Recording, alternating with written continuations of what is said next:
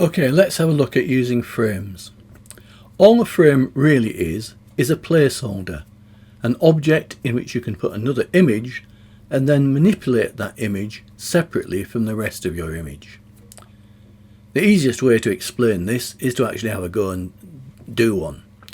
So you can see here I've got an image of a sofa and a nice blank wall above it. It'd be nice to put a picture in there above the sofa, and in order to do that I'm going to use a frame.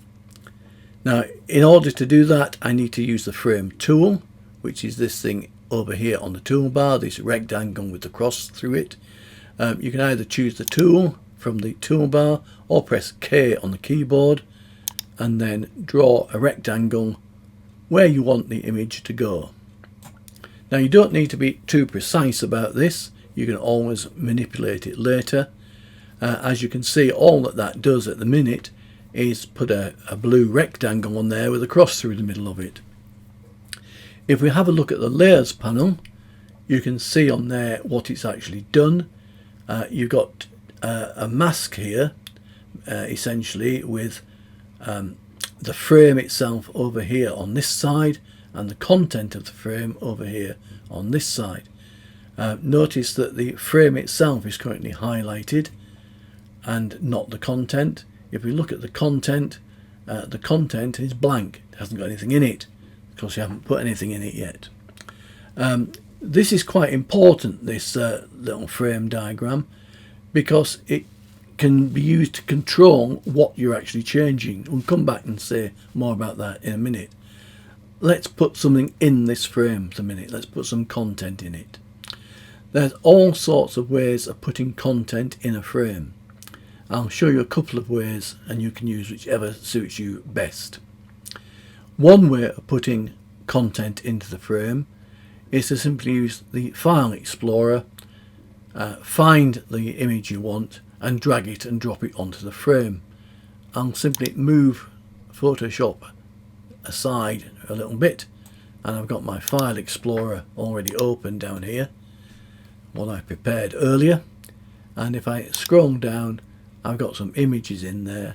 And if I find an image I like the look of, I quite like that one there, I can click on that, drag it and simply drop it onto the frame, and it will then add it to that frame. I'll just move Photoshop back again so we can see what's going on properly, and you can see it's dropped that image into that frame. If you look on the thumbnail again now, you can see that the content bit is highlighted and it's now got something in it.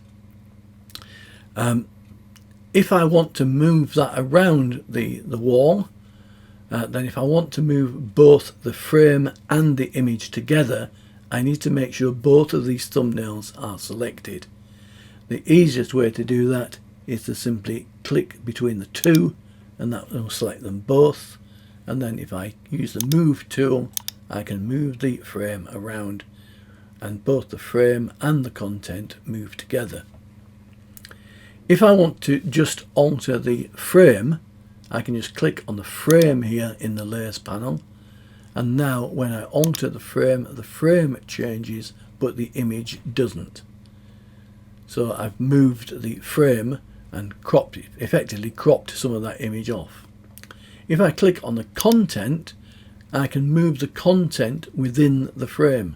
So I can move the image within the frame. The frame stays where it is and the content moves within the frame. So it's entirely up to you which you manipulate and which you change in order to get the effect that you want. So having done that, I'll simply click off it and we've got the image there placed in the frame. Another way to put an image in the frame or to change the image that's already there is to simply click on the frame and this time choose File, and if I choose File, there's two options here which are closely linked, Place Embedded and Place Linked. They work slightly differently. Place Embedded basically takes a snapshot of whichever image you choose and puts that snapshot into the frame. If you subsequently alter the source image, the image in the frame will not change. On the other hand, if you choose place linked, then the image is linked to the original image. So should you update the original image, the image in this frame will also update. I'm simply going to use place embedded for now. So I'll choose place embedded and then choose the image that I want to go in. Now I did have this image in here before. If I go down here, I'll choose this other one. And if I choose place, it will place that image in the frame, discarding any image that was in there previously. So you can see I've now got that new image in there. And again, I can click on the frame and manipulate the frame, or I can click on the content and move the content. It's entirely up to me how I want to manipulate that image. Frames don't have to be rectangular. They can be any shape you want, any shape that you can create as a vector path. Now the easiest way to create a vector path is to use the shape tool. The shape tool is this thing over here. Mine's currently a rectangle, but if I was to right click on this, you can see that there are different shapes under here which I can choose from. So if I want to do a circle, I can choose the ellipse tool, and when I go back onto the canvas here, if I hold down the shift key as I drag, it draws a perfect circle. So I've drawn a circle on the image, and that circle is in fact a vector path. Now I can convert that into a frame by simply right clicking on the layer panel and choosing convert to frame. I give the frame a name and press OK, and that then becomes a frame.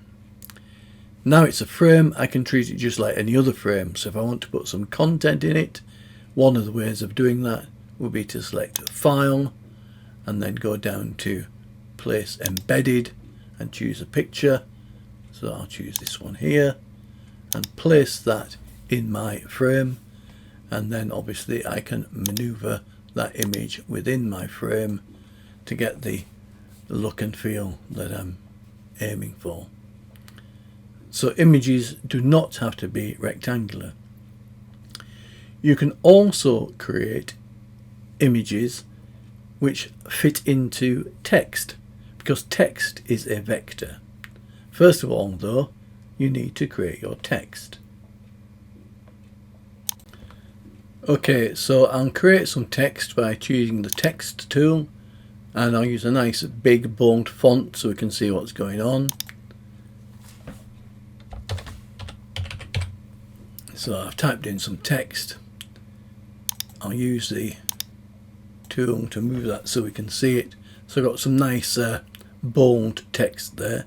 So just as I did with the shape, I can then right click on the layer and choose convert to frame, give it a name, and the text then becomes a frame. All I then got to do is to drop some content into it just as before. So I'll use File, Place Embedded, choose a picture. It doesn't really matter which picture I use. I'll choose this exterior picture here. So I'll choose that and choose Place, and then that will get applied to that, and it appears in my frame. Sometimes you might want to create a frame that's a strange shape. You can do this because, as we mentioned before, you can take any path, any vector path, and turn it into a frame. But first you've got to create your vector path. Okay, let's have a look at an example. I'll open up another picture. We've got a picture here of a girl with some sunglasses, so I'll open that up. And let's suppose we want to change what's in the sunglasses. Need to zoom in so we can see the sunglasses properly, so we'll zoom right in so we can see those. And we need to create a vector path that takes the shape of those sunglasses into account. Now there's all sorts of tools you can use to create a vector path. The good old pen tool is one. The pen tool itself is a little bit tricky to use, to say the least, but quite recently they've introduced a variation on that called the curvature pen tool, which is a little bit more user friendly. So I'll select that, and the idea of this is we simply go around. It actually creates sort of straight lines, and the more points you make, the more accurate this will be. I'll do it fairly quickly so as not to bore everybody. So I'll go around. If you were doing this in reality, you'd probably take a little bit more time than I am here to make sure that you follow the line of the sunglasses a little bit more accurately. When you get back to the beginning, just double click on the first point and that creates a vector path. You can then go to the second lens on the sunglasses and do the same again. Again, you take much more care over this than I'm doing at the moment. I'm simply doing this for speed as much as anything. So coming down and double click on to finish it, and both of those are then actually selected. Once you're happy with your paths, go to the pen menu and click on shape,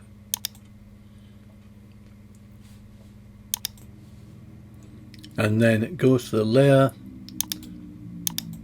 right click on the layer and choose convert to frame, and that creates the frame. You can then drop your content into it as previously. So if I do file, place embedded, and find something to put in there. So let's take these this peaceful pathway and place that.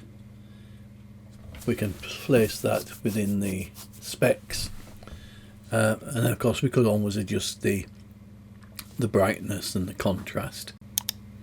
So I'll just make sure I've selected the content, go up to filter, choose the camera raw filter, and I'll just knock the exposure down a little bit and maybe just up the contrast a bit and choose OK, and that just gives a more realistic finish.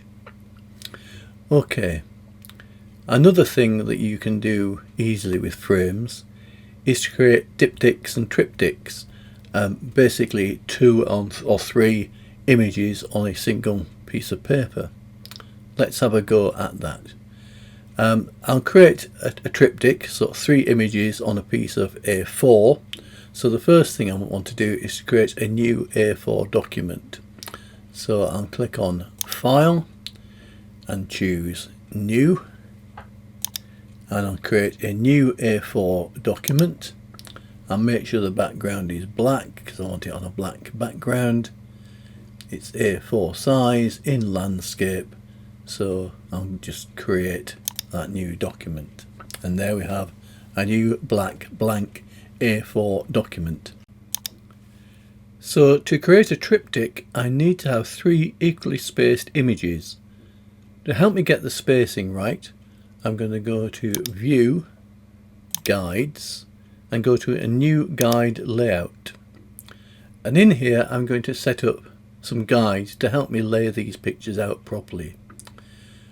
So for a triptych I need 3 columns, so I'll change that to a 3.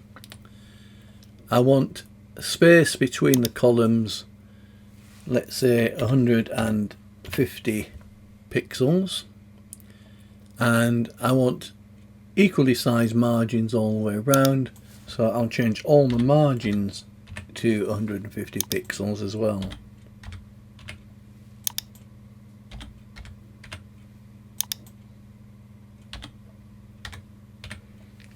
So that's the margins set, and as you can see, that has created these 3 columns equally spaced across the A4 paper, and I can use those now in order to line my frames up properly. So having got that bit correct, I can just OK that and use my frame tool and draw 3 frames, and because I've got the guides there, it will jump to the guides. So as long as I'm somewhere near, it will put those frames in properly. That one isn't quite right. That's better. Missing at the top now. That's better. So I've got my frames now in position. You might want to save the document at this point, and then you can always use it as a template to create more triptychs later on if you prefer. But I'm just going to copy some content into it now, much the same way as we did before. So I'm going to go to this first frame here, select it and do File, Place Embedded, and choose one of my images. So I'll go in and choose this one and place that one. Having got it in there, I can then use the Move tool to maybe move it across. I could resize it and such like as well, but I'll leave it like that for now. I'll choose my next frame. Again, just do File, Place Embedded. I'll choose that image. Again, maybe just move it slightly, and then go to my last frame, File, Place Embedded, and choose another image, maybe that one, and again just move that as necessary to end up with my triptych.